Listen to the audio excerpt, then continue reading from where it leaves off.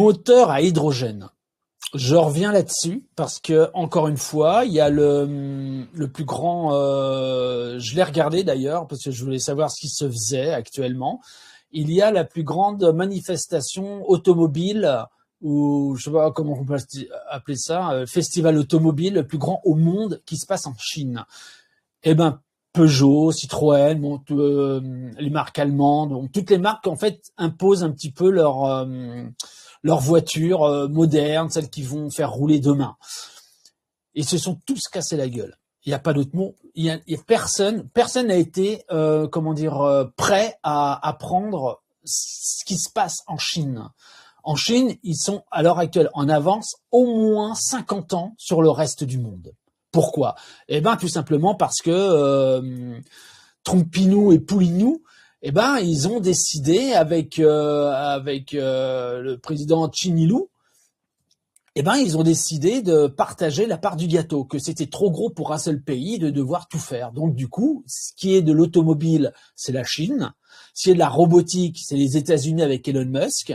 Et ce qui est la paix dans le monde, c'est la Russie, tout simplement. Et on va là-dedans. Si vous regardez, moi, je suis pas très fort en géopolitique, mais quand je vois comment les choses se passent, ça se passe bien, en fait, tout simplement. Et on est même provoqué dans nos carcans, dans nos coins et recoins. On est obligé de voir qu'en fait, il y a quasiment plus une guerre dans le monde. Les seuls qui persistent, c'est ceux que l'État profond veut faire continuer dans le temps pour faire oublier les crimes contre l'humanité qu'ils ont fomentés depuis très très très longtemps. Ensuite, il y a la voiture électrique à charge rapide. Et cette voiture-là, je l'ai vue, et donc ils ont bien expliqué que même à moins... Alors, ils l'ont mis dans un caisson, ils ont fait descendre à -0, et ils ont chargé le véhicule. Bah écoutez, c'est un véhicule qui se rend... Comment qu'on peut dire, la batterie se remplit en tous les cas, se charge en moins de 30 minutes. Et avec cette automobile, on peut faire plus de 500 km. Alors, ça commence quand même à être pas mal. Hein.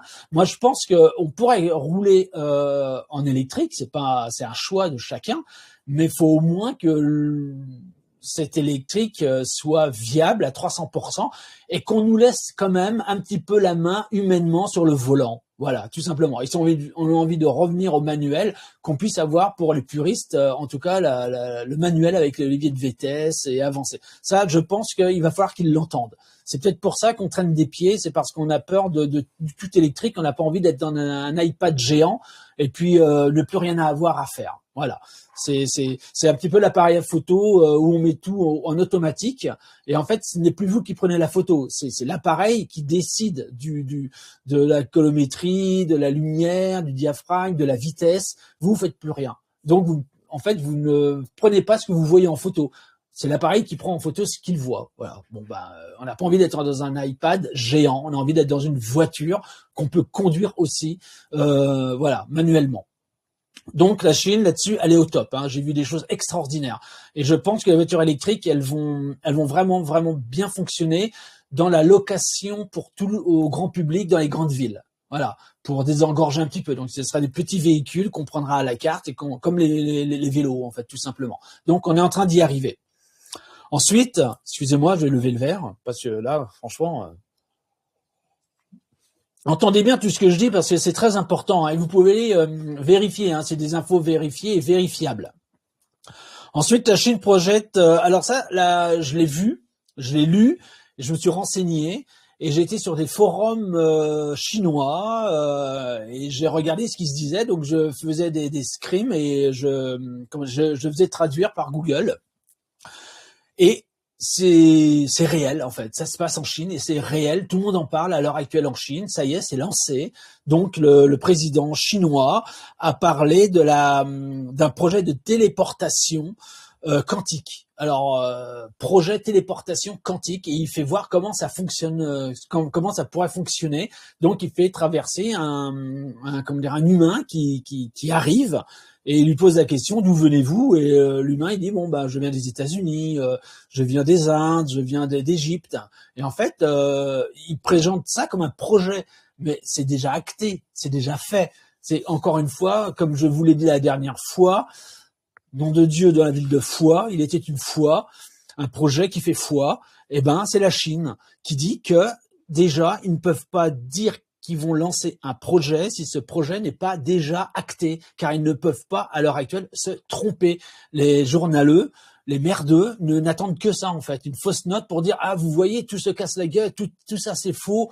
On va vers un nouvel ordre mondial qui va nous piétiner, nous esclavager. C'est pour toi, mon petit François. Et donc, du coup, eh ben, ils n'ont pas le droit à l'erreur. Et jusqu'ici, preuve à l'appui qu'ils ne font pas d'erreur. On a l'impression qu'ils font des erreurs. On a l'impression qu'ils fourmentent des choses horribles. En réalité, le plan, il est nickel et il se passe comme il doit se passer. Donc, vous inquiétez pas pour ça. On doit s'occuper de notre derrière pour pas s'occuper des derrière des autres. Et c'est déjà pas mal. Donc, occupons-nous de nous, de notre environnement immédiat. C'est le plus important.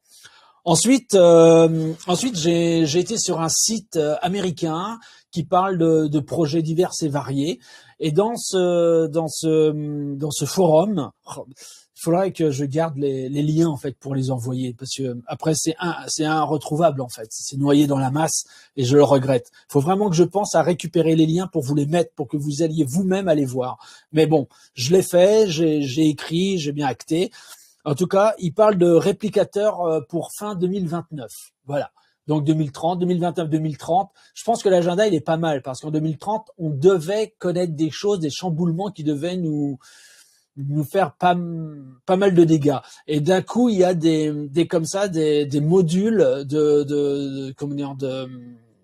d'avenir qui se greffent à 2029, 2030. Et d'un seul coup, 2030, il va être un petit peu moins morose grâce aux technologies qui arrivent avant, justement, pour qu'on puisse traverser cela tranquillement. Donc, voilà, il parle du réplicateur fin 2029. Et puis, Cocorico, alors là, carrément, je vais boire une petite gorgée aussi.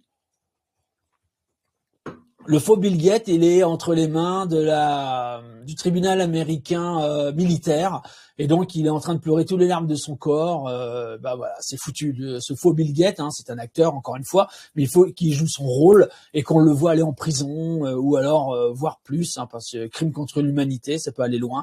Donc du coup, voilà, il est entre les mains des militaires, du tribunal militaire. Donc ça se fait. Il y a des choses qui sont en train de se faire. Ensuite, il y a l'énergie libre.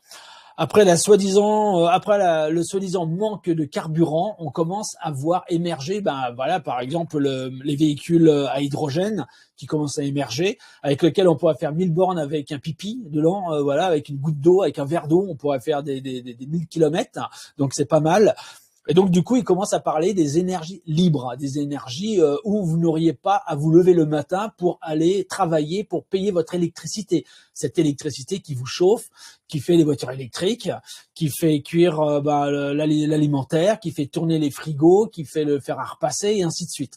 Donc, si vous n'avez plus à payer cela, pourquoi aller travailler ? Et vous voyez que, en fait, le cheminement se fait exactement comme il doit se faire. Il n'y a rien de hasard là-dedans.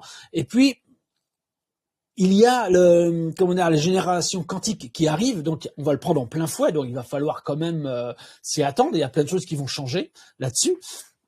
Et c'est vrai que l'énergie libre arrive avec les annonces de Tesla qui parlent de la Neuralink et qui commencent à dire qu'en fait les cobayes de mutilés de guerre, les gens paraplégiques, par accident et ainsi de suite ont retrouvé en fait de la mobilité et commencent à remarcher. Donc il y a une reconnexion qui se fait dans la moelle épinière et qui va avec la Neuralink qui est dans le cerveau. En fait, il envoie les informations et ça passe en fait où c'est sectionné, ça passe par bon, c'est grossier ce que je vais te dire, mais il y a un pont et ça permet à l'information de passer le pont et de donner les informations donc aux membres inférieurs ou postérieurs. Et ça, c'est quand même pas mal. Donc, n'allez pas croire qu'il est là pour vous désagréger, vous faire fondre le cerveau. Je pense qu'il y en a qui le fait fondre naturellement leur cerveau, donc ils n'ont certainement pas besoin de la Neuralink. Et la Neuralink va aussi servir à quelque chose. Et est-ce que je suis contre ou est-ce que je suis pour ? Je suis 50-50, c'est-à-dire que la Neuralink, par exemple, si vous voulez parler chinois, ou moi qui vais aller avec ma fille au Japon, un voyage initiatique, Eh ben, si j'avais la Neuralink, alors il y aura plusieurs puces de base de Neuralink, et il y en a une qu'on pourrait avoir, c'est du volontariat bien entendu. Vous pouvez ne pas l'avoir, on va pas vous forcer à vous mettre une puce, certainement pas. Mais pour ceux qui veulent cette puce-là, c'est une puce qui fait du translate en fait, de la traduction. Et donc vous pourriez par exemple aller dans un pays comme le Japon. Et d'un seul coup, avoir dans un Neuralink, mettre le japonais, et vous pourriez parler japonais couramment. Voilà, ça vous ferait gagner beaucoup de temps enfermé à lire, à apprendre. Maintenant, c'est vrai que la faiblesse intellectuelle, elle est présente, donc il faut réagir, il faut lire, il faut se booster, il faut peindre, dessiner, c'est très important de garder en tous les cas une alerte intellectuelle. Voilà, il faut pas s'asseoir là-dessus, quand même. D'ailleurs, il y aura toute une mise en scène de toutes ces technologies, et il y a alors là. C'est un message de la Tartarie, pardon. Bon. C'est un message de l'astral sur la Tartarie, parce qu'il y a longtemps que j'en avais pas parlé. Et c'est vrai que on parle beaucoup de l'architecture, on parle beaucoup de plein de choses sur la Tartarie, mais ça reste quand même extrêmement basé sur l'énergie libre et l'architecture qu'on a perdue. Et puis moi, j'ai envie d'aller un petit peu plus loin dans la Tartarie. Et ce serait quand même, et ça ils le savent en astral, j'arrête pas de leur dire, oui, l'architecture, l'énergie libre, et ainsi de suite. Mais j'aimerais savoir comment ils vivaient, quelle était leur coutume, leur vestimentaire, et ainsi de suite. Eh ben, ils ont commencé à me donner quelques petites réponses, alors que je m'y attendais pas du tout, car cette nuit, j'ai pas été en astral pour parler de la Tartarie, j'y allais pour voyager, comme je fais d'habitude. Et là, ils m'ont dit qu'il y avait quelque chose, une technologie qui avait été volée à la Tartarie pendant qu'ils étaient en train de la détruire.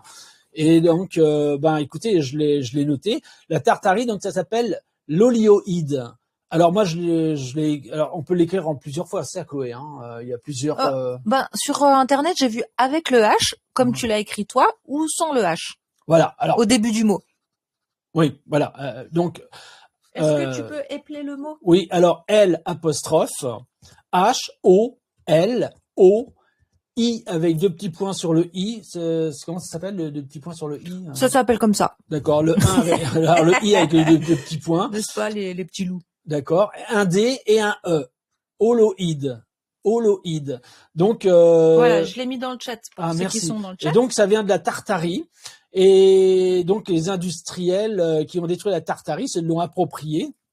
Et ils se sont dit, eh ben tiens, on va dire qu'on a inventé ça. Et donc en 1929, les gars ils sont pas loin d'être en sabot, et puis beaucoup d'illettrés encore dans les rues et tout ça. Bref, 1929, l'industrie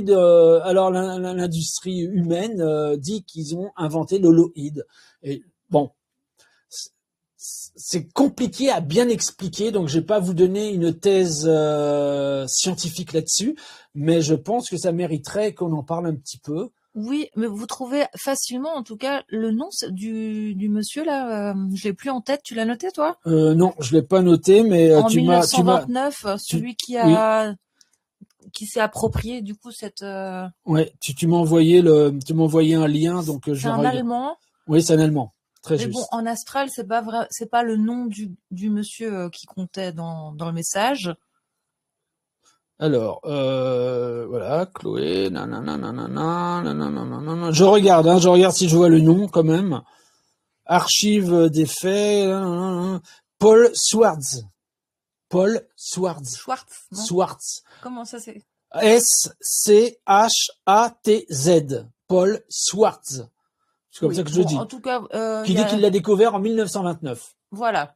Mais le message qu'ils t'ont donné cette nuit, c'était quoi? C'était qu'en fait, c'est une technologie que les Tartariens se servaient pour moudre en fait les céréales, pour nettoyer l'eau comme les alluvions, les petits graviers qu'il y a dans les rivières, et quand l'eau elle passe dans ces petits alluvions, et ben ça nettoie l'eau, ça fait retenir les impuretés, et ça arrive, les Tartariens, l'eau a été pure, mais par contre il restait des résidus, des choses, et en fait ça peut nettoyer, ça nettoie d'ailleurs en douceur le traitement de l'eau, des céréales, et dans dans d'autres domaines, en tous les cas divers et variés. Alors moi, je suis tombé dessus hier, on me l'a dit hier en astral, donc je pouvais pas inventer ce mot, hein, l'holoïde, hein, je peux pas l'inventer ce truc. Hein. Donc du coup, je vais y retourner, on va voir, mais on va faire des recherches. Oui, mais ils t'ont dit qu'il l'utilisait actuellement, de toute façon. Oui, Alors en Suisse. Utilisé sans nous en parler, comme d'habitude. Exactement, c'est sous couvert de nous les pauvres, les gueux, on n'a pas le droit à cette technologie. Donc bon. Mais qu'on allait bientôt.